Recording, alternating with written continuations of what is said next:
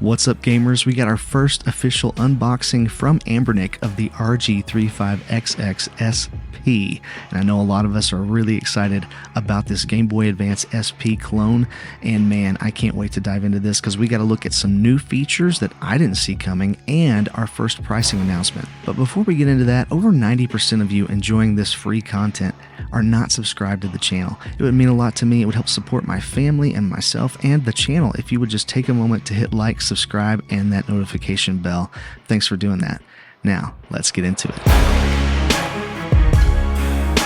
This trailer we got today is almost 12 minutes long, and I'm not going to watch the whole thing here, but we're just going to kick it off and look at a few things. We've seen this before, but we see the flip design. They're saying it's more compact and refined.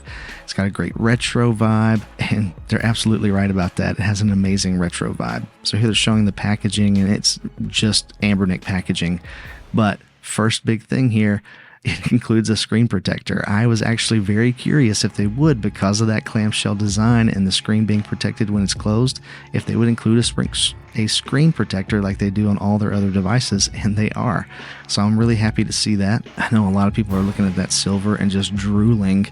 It looks really good. I think I'm going to go with the transparent blue. They do again in this trailer say technological black. It's actually behind me right now, but just such a curious way of saying that this is translucent or transparent black. This is so cool. You can take the plate off, and I'm going to pause this. You can take the plate off the top and put your own custom picture in there. So you could do anything. I mean, I don't think it's going to come with any of these, but you could print something out on your own. It could be, you know, your favorite character. You could be your kids. If you're going to give one to your kid, print out a picture of your family or something and put in there. I don't know.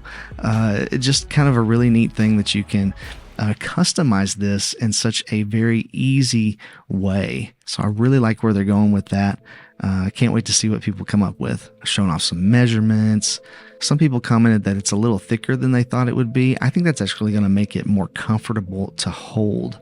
And there's those high quality alloy pins. They're saying, hey, you can put this anywhere you want, but it does snap to, I can't remember the angle. I think it's 168 and 190, 155 and 190. I thought 190, that is a weird angle. I don't know why you would play at 190. That feels odd, but 155 I think looks perfect for handheld play. They're talking about the magnetic design, and they do mention that when you close it with the magnets, it will put the device to sleep, and when you open it, it will wake it up, which is pretty awesome. There it is, integrated Hall switch. So when you open it up, it will turn the device on and off when you close it. They go over a bunch of the software features built into the firmware and talk about the buttons.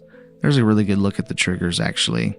You can see how they are angled and raised. And here they're talking about how they keep updating their firmware. And that's true. They have done a really good job since they came out with the 35XX Plus of continuously updating their firmware. It is getting better and better. Now, it's still not as good as other firmwares we've seen, but they are making improvements, and I'm really happy to see them doing that. Talking about how you can get through the emulators. They even mentioned how you can add your own emulators into this now. I'm curious to see how far you can take that or what that really means, but that is built into their latest build of this firmware. It has a file system, so you can copy, paste, delete files if you need to. I'd be really careful with that, though. Okay, so here they're saying for games that require a joystick, they have a way to hold the power button and map the joystick functions to the D-pad built right into the firmware. So that's pretty cool. And honestly, Vice City here looks like it's running amazing. So they continue to show off some of the, like there's some N64. They're showing that off, how you can use the D-pad to play those games. Again, there's over 30 different systems that are supported on here, which is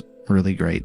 So many games that you could play on this really good looking SP clone. I mean, man, it looks so good. And they close basically by saying they hope to evoke your childhood memories. And you know what? I kind of like that as a sentiment, but has even a mission statement for the company, that they want to bring out your inner child and just to help remind you of the simple things in life, I guess, and the way things were when you were a kid, to reminisce. I like that. And there they are. Now, they did have a couple of links down in the description, one for the official store and one for AliExpress. And when you click on those, at least right now, and this could very well change by the time I even get this video uploaded, when you click on their official store, you get this 404 page not found. So that is not up yet.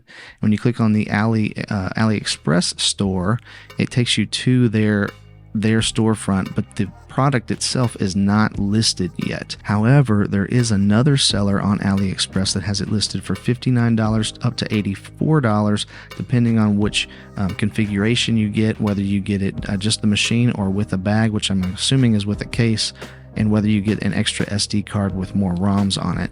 So there's some options there, but this is not officially from Anbernic. Now, I've been speculating that this is going to come in at around $65, and that does seem to be the case. However, you do see there that it says 25% off, and that's what they're selling it for, 25% off. So I don't really know, but this at least tells us, hey, this is going to be under $100 for sure.